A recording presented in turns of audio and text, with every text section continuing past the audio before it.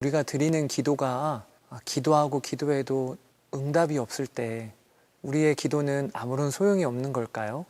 우리 8장을 통해서 한번 확인해 보겠습니다.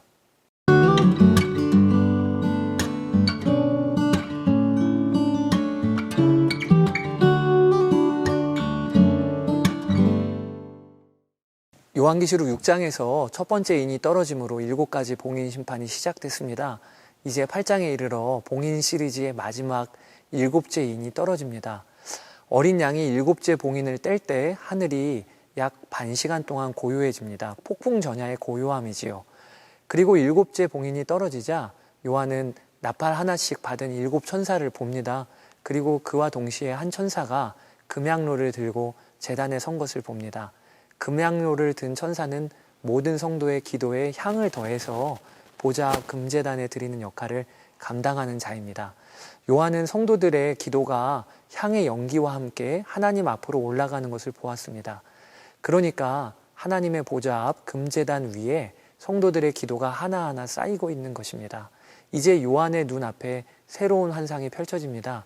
반시간의 고요함이 지나고 나서 천사가 금 향로를 가져다가 하나님의 제단불을 가득 채워서 땅에 던집니다. 그러자 땅에 천둥과 요란한 소리와 번개와 지진이 일어납니다.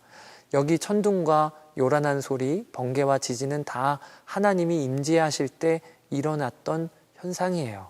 여러분, 요한계시록 6장에서 16장에는 3가지 심판 시리즈가 있다고 말씀을 드렸지요. 7인, 7나팔, 7대접. 이 심판 시리즈는 역사 가운데 순차적으로 일어나는 일로 보기에는 무리가 있습니다. 이 3개의 심판 시리즈는 하나님의 종말 심판을 각각 다른 각도에서 본 것입니다.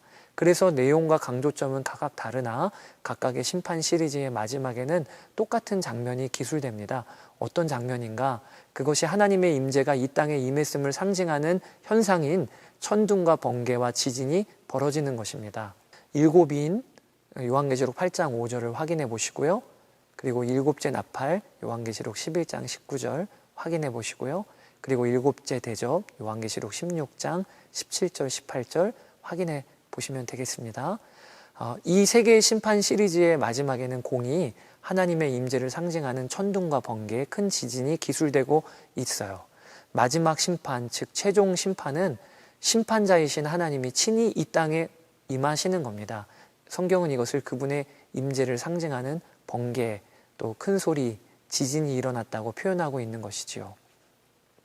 7째인 심판으로 이 땅에 하나님이 임재하십니다. 그런데 이 7째인 심판의 결정적인 역할을 한 것이 무엇이었죠? 본문은 우리에게 그것이 성도들의 기도라고 말씀하고 있는 거예요. 성도들의 기도가 하나님의 제단 위에 차곡차곡 쌓이고 있었습니다. 그리고 마침내 그 기도는 천사가 제단불을 향로에 담아 땅에 쏟아 부을 수 있을 만큼 강력한 하나님의 역사로 이어진 것입니다. 사랑하는 여러분, 역사의 끝은요, 성도들의 기도와 함께 다가옵니다. 우리가 오늘 이것을 붙잡아야 하겠습니다. 7째인 환상을 통해 하나님은 고난당하는 당시의 성도들에게 말씀하시는 거예요. 너희들이 기도하기를 쉬지 말라. 내가 지금도 기도를 통해 일하고 있다. 역사를 이끄는 힘은 세상 권세자들의 힘이 아닙니다. 성도들의 기도가 바로 이 세상의 역사를 움직이는 힘입니다. 우리에게 이 눈이 열려야 합니다.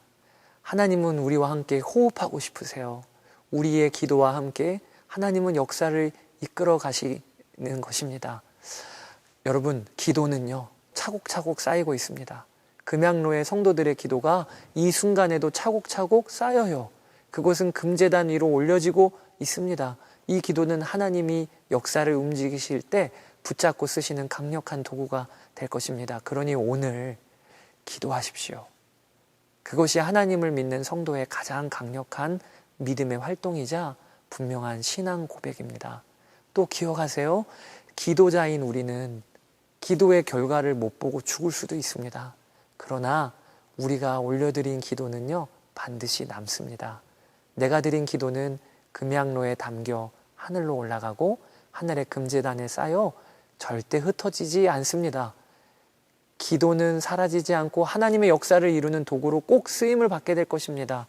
그러므로 여러분 중에 오랫동안 기도 응답이 안 돼서 마음에 낙심된 분 계십니까? 오늘 요한계시록 8장을 마음에 새겨보세요. 내가 하나님께 드린 기도는 가장 안전한 그분의 금제단 위에 들어가 있습니다. 내 짧은 인생과 머리로는 다 헤아릴 수 없지만 그 기도가 이루어질 날이 반드시 올 것입니다. 이제 나팔 심판 시리즈가 시작이 됩니다. 첫 번째 나팔이 불리자 땅의 심판이 임합니다. 그리고 두 번째 나팔이 불리자 이번에는 바다의 심판이 임합니다. 세 번째 나팔은 강들과 샘물들을 대상으로 하고 있습니다. 사람들이 마시는 물이 쓴물이 되어 먹을 수 없게 된 것이죠. 또 네 번째 나팔은 하늘에 있는 것들, 즉 해와 달과 별들에 대한 심판입니다. 이 첫 번째부터 네 번째 나팔 심판의 특징은 자연에 임하는 심판이라는 것입니다. 다섯 번째, 여섯 번째 나팔 심판은요, 사람들에게 내리는 심판이에요.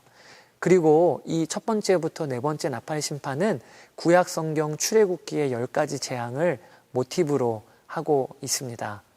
네 번째 나팔 심판 후에 요한은 한 환상을 봅니다. 그것이 날아가는 독수리 한 마리가 하늘에서 큰 소리로 땅 위에 사는 사람들에게 화가 있다. 아직도 새 천사가 불어야 할 나팔 소리가 남아있다라고 외치는 것입니다. 여기 날아가는 독수리는 하나님의 메시지를 전달하는 존재라 볼 수 있는데 그가 땅 위에 사는 사람들에게 말합니다. 땅 위의 사람들이란 표현은 하나님을 믿지 않는 불신자를 의미합니다. 그들에게 화가 있습니다. 네 번째 나팔까지도 엄청난 재앙이었는데 이제 더 강력한 나팔이 불릴 것이기 때문입니다. 이제 남은 나팔은 내일 9장에서 함께 읽으실게요.